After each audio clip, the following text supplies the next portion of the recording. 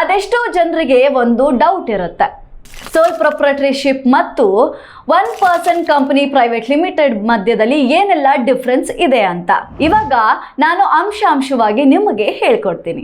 ಇನ್ನು ಮೊದಲನೇ ಹಂತವಾಗಿ ಡಿಫ್ರೆನ್ಸ್ ನೋಡೋದಾದರೆ, ಸೋಲ್ ಪ್ರೊಪ್ರೈಟರ್ಶಿಪ್ ಫರ್ಮ್ ಅಲ್ಲಿ ಯಾವ ರೀತಿಯ ನೀವು ನಷ್ಟವನ್ನ ಗಳಿಸ್ತಾ ಹೋದ್ರೆ ನಿಮ್ಮ ಪರ್ಸನಲ್ ಪ್ರಾಪರ್ಟಿ ಮೇಲೆ ಇದು ಎಫೆಕ್ಟ್ ಆಗುತ್ತೆ. ಇನ್ನು 1% ಕಂಪನಿ ಪ್ರೈವೇಟ್ ಲಿಮಿಟೆಡ್ ಅಲ್ಲಿ ನೀವು ಯಾವುದೇ ರೀತಿಯ ಲಾಸ್ ಅನ್ನ ಗಳಿಸ್ತಾ ಹೋದ್ರೆ ಅದು ಕಂಪನಿಯೇ ನಿಭಾಯಿಸ್ತದೆ. ಯಾವುದೇ ಲಾಸ್ ಆದ್ರೆ ಅದು ಕಂಪನಿ ಮೇಲೆ ಬೀಳುತ್ತೆ ಹೊರತು ನಿಮ್ಮ ಪರ್ಸನಲ್ ಪ್ರಾಪರ್ಟಿ ಮೇಲೆ ಎಫೆಕ್ಟ್ ಆಗೋದಿಲ್ಲ.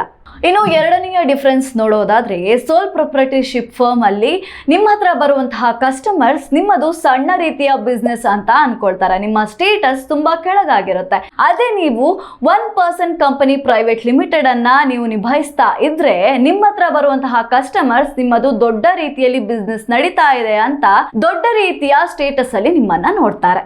ಇನ್ನು ಮೂರನೆಯ ಡಿಫ್ರೆನ್ಸ್ ನೋಡೋದಾದ್ರೆ, ಸೋಲ್ ಪ್ರೊಪ್ರೈಟರ್ಶಿಪ್ ಅಲ್ಲಿ ವಿವಿಧ ರೀತಿಯ ತೆರಿಗೆಗಳನ್ನ ನಾವು ನೋಡ್ತೀವಿ. 5%, 20%, 25% ಈ ತರ ವಿಭಿನ್ನವಾಗಿರುತ್ತೆ. ಆದ್ರೆ 1% ಕಂಪನಿ ಪ್ರೈವೇಟ್ ಲಿಮಿಟೆಡ್ ಅಲ್ಲಿ ನಿಮಗೆ ಫ್ಲಾಟ್ 25% ನೀವು ಗಳಿಸುವ ಆದಾಯದ ಮೇಲೆ ಭರಿತವಾಗಿರುತ್ತೆ.